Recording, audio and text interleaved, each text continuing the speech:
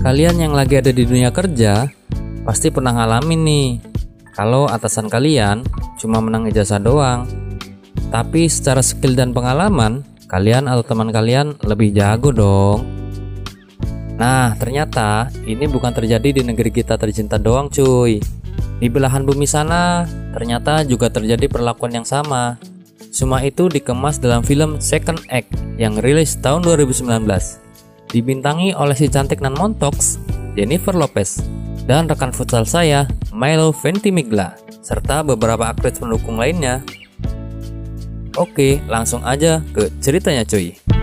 Intro.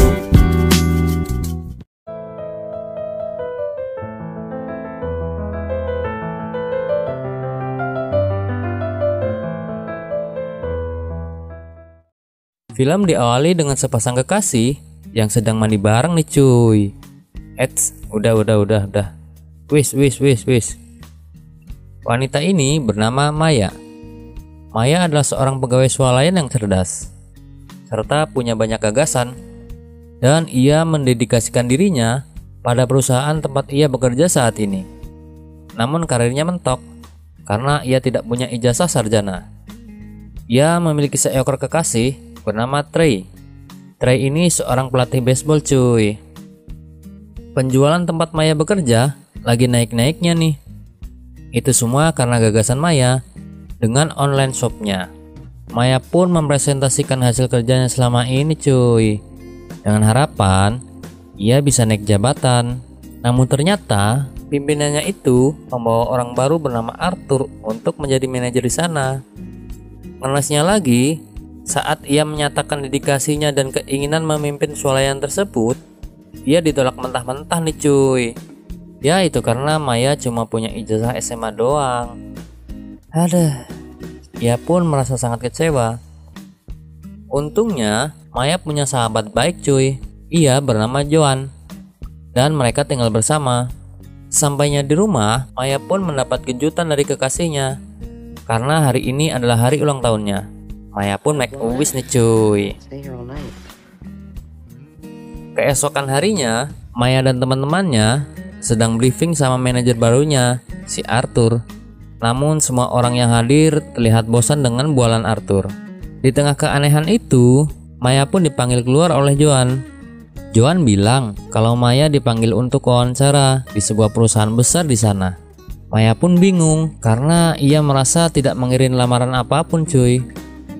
Ternyata Dili yang membuat dan mengirim lamaran itu. Tak hanya itu, ternyata Dili juga memasukkan CV serta membuatkan akun FB untuk Maya. Ya karena Dili ini jago banget masalah begituan. Oh iya, Dili ini anaknya si Joan ya cuy. Ya karena tak ingin dipimpin orang yang aneh, Maya pun mencoba mendatangi perusahaan itu.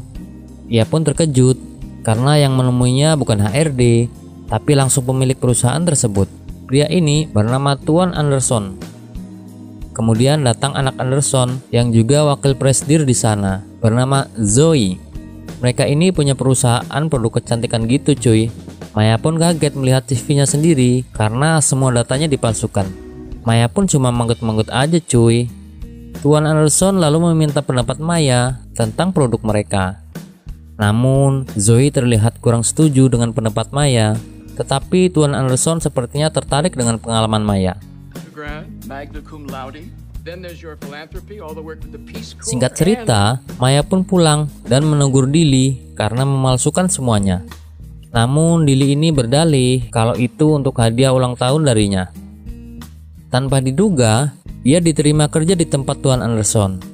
Awalnya ia tidak ingin, tapi si Joan ini ngiyakinin nih untuk terus maju. Terlebih lagi Maya ngerasa diremehin oleh atasannya yang terlihat bodoh dan jauh di bawah kemampuan dan pengalamannya. Maya pun memutuskan untuk pindah kerja cuy.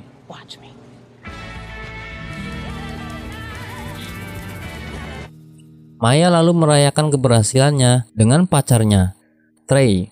Namun Trey terlihat kurang setuju dengan keputusan Maya karena Trey ingin menikahi Maya dan kepengen si Maya ini jadi ibu rumah tangga aja cuy. Namun Maya menolaknya karena ia sebenarnya merahasiakan sesuatu dari Trey. Nah, rahasianya tentang apa? Sebentar lagi akan kita ungkap. Akhirnya, Trey pun meninggalkan Maya. Aduh, seorang Jello ditinggalin. Goblok! Keesokan paginya, Maya bersiap ke tempat kerja barunya. Di tempat barunya, ia mendapat ruangan yang luas dan mewah. Ia pun mendapat 2 asisten. Yang ini namanya Ariana. Ariana ini seorang yang polos dan takut ketinggian cuy. Dan yang satunya ini Hildy. Dia ini ya sudahlah. Pekerjaan Maya pun dimulai. Pria ini bernama Ron Ebsen. Ia pun lulusan di sekolah yang sama dengan ijazah Maya saat ini. Ron udah ngerasa curiga dengan Maya. Maya pun diperkenalkan secara resmi di sana. Ternyata gagasan Maya waktu itu diterima oleh Tuan Anderson. Namun Ron tidak setuju dengan ide Maya. Dan akhirnya Zoe ingin ada 2 produk yang bersaing. Zoe dan Ron dengan pengembangan produk lama. Sedangkan Maya dan timnya membuat produk baru dengan gagasan Maya sendiri. Maya pun bergegas membentuk tim. Namun tidak satu pun dari mereka yang mau bergabung dengan Maya. Sampai akhirnya ia menemukan Chase. Si Chase ini merupakan orang buangan dari Felix, salah satu anggota tim Ron dan Zoe. Karena jabatannya, Maya pun mendapat fasilitas mewah dari perusahaan barunya cuy. Di sini terungkap bahwa saat berumur 17 tahun, Maya pernah punya anak cuy. Namun karena keadaan, anaknya pun harus diadopsi. Dan Maya tidak tahu anaknya ini ada di mana sekarang. Inilah yang menyebabkan Maya belum mau menikah dengan Trey. Badung juga sih Maya ini ya. Ia pun bersedih mengingat hal itu. Singkat cerita, Tuan Anderson mengadakan family gathering. Mereka mengadakan lomba dayung di danau. Di sini, Maya dan Zoe akhirnya ngobrol bareng dan bercerita satu sama lain. Tidak lupa, mereka ditemani segelas ciu. Keesokan harinya, Maya dan tim memulai riset untuk produk baru mereka. Di sisi lain, Ron mulai menyelidiki latar pendidikan Maya. Tapi yang terima teleponnya ya pasti si Dilly. Lagi asik-asiknya nonton, ia dipanggil Zoe. Zoe mengajak Maya bertemu klien dari Tiongkok. Karena hanya Maya yang bisa bahasa Mandarin di perusahaan itu. Si Maya ini dibantu temennya Joa nih cuy, yang orang Mandarin. Maya pun menggunakan handsfree. Alhasil Maya pun berbicara ngelantur nih cuy. Beruntung banget Maya ini, karena kliennya ini ternyata menyukai tingkah nyelenehnya. Dari sinilah Zoe terkesan dan pengen bantuin Maya dengan hasil riset produk sebelumnya. Keesokan paginya, Tuan Anderson menunjukkan data kepada Maya. Nah, data inilah yang bakal ngungkapin semuanya. Singkat cerita, Maya mendatangi tempat tinggal Zoe untuk mengambil hasil riset. Dan ia melihat foto ibu Zoe di sana. Di sini, Zoe ngungkapin bahwa ia sebenarnya adalah anak adopsi. Zoe juga menunjukkan barang-barangnya sewaktu pertama ia diadopsi. Dan ternyata Zoe adalah anak kandung Maya yang dulu ia serahkan ke sebut aja panitia adopsi ya. Gak nyangka kan? Sama, saya juga. Maya lalu menceritakan masa lalunya. Ternyata si Maya ini dulu terlibat cinta satu malam dengan seorang pria. Hingga lahirlah si Zoe ini. Heleh, mbak, makanya hati-hati. Namun Zoe tidak mempermasalahkan hal itu karena ia terlanjur kagum dengan pencapaian Maya saat ini. Kejutan lainnya diberikan Tuan Anderson. Ternyata ia sengaja mempertemukan Maya dengan Zoe dengan kedok wawancara karena sebenarnya sudah lama mencari Maya. Di sini ia juga mengungkapkan kekagumannya terhadap Maya. Lalu Maya dan Zoe pun sering pergi bersama. Ia mengingat kembali saat terakhir kali bertemu Zoe. Dan Zoe ingin memperbaiki waktu mereka yang selama ini hilang. Singkat cerita, Maya sedikit berdebat dengan Hildy. Terlihat Hildy mulai meragukan Maya. Maya pun hampir menyerah karena tak kunjung mendapat formula yang tepat untuk produknya. Ia pun lalu mengunjungi teman-teman di tempat lamanya. Mereka pun berbincang. Di tengah perbincangan, Maya tiba-tiba mendapat pencerahan. Ia pun langsung mengungkapkan idenya kepada Chase, lalu mengajaknya ke pesta Natal di kantornya. Di pesta itu, Tuan Anderson berdansa dengan Maya. Ia mengungkapkan bahwa Zoe berhenti kuliah untuk membantunya. Di sisi lain, Chase sedang berduaan dengan Ariana. Kemudian Ariana nyosor mencium Chase. Lagi asik-asiknya ciuman, Chase ditarik Maya yang ingin menunjukkan sesuatu pada Chase. Ternyata formula yang mereka cari adalah daun ginkgo perak. Mereka lalu mengambil pohon ginkgo peninggalan nenek Maya di rumah Trey. Keesokan paginya, Hildy membelot dari tim Maya dan mendekat ke tim Ron. Dan percobaan formula pun dimulai. Di sela-sela persaingan mereka, Maya dan Zoe saling menyemangati.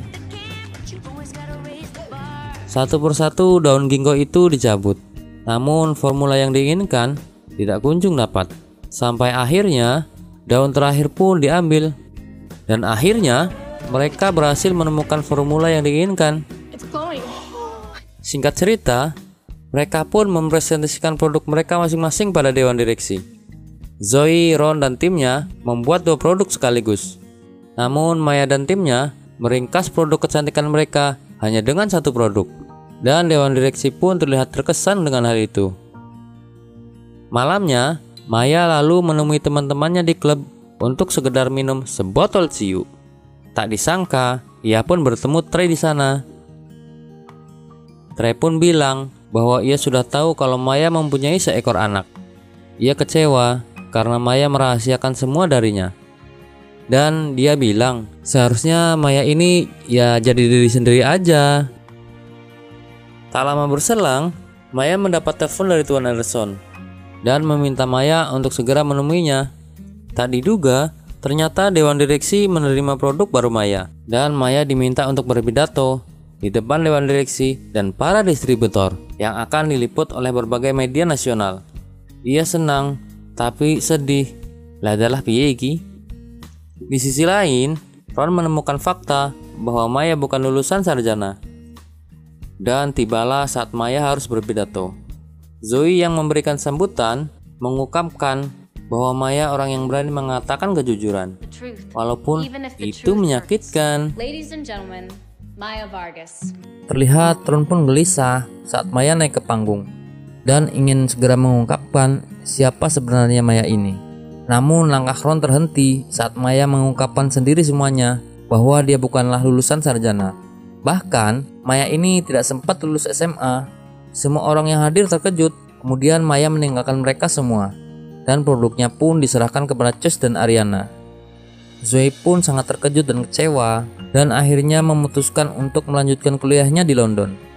Namun Maya terus mengiriminya surat untuk meminta maaf kepada Zoe. I'm sorry I messed it up again. Bertahun-tahun pun berlalu dan akhirnya Maya membuka perusahaannya sendiri dibantu Tuan Anderson dan teman-temannya. Tidak lupa, Lily pun ada di sana untuk membuatkan aplikasi penjualan untuk Maya. Untuk kesekian kalinya, Trey melamar Maya. Dan kali ini Maya menerima pinangannya. Dan pada akhirnya Zoe selesai menempuh pendidikannya dan memaafkan Maya.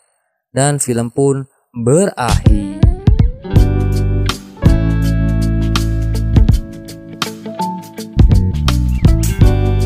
Setiap kali engkau terbangun, engkau akan mendapatkan kesempatan kedua. Melakukan apapun yang kau inginkan, untuk menjadi siapapun yang kau inginkan. Karena satu-satunya yang dapat menghentikanmu adalah dirimu sendiri. Itulah kata-kata penutup dari film ini.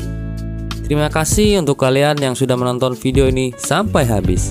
Jika kalian suka, gak ada salahnya kok klik tombol subscribe-nya.